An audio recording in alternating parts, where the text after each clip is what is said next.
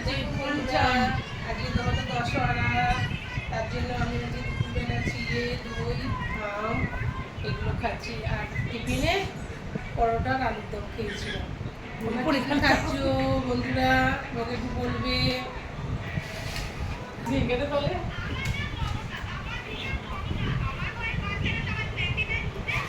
বডিটাকে জামা পরা দিলে একে দেখাবো তো, একে দেখা না জামাটা পরা না।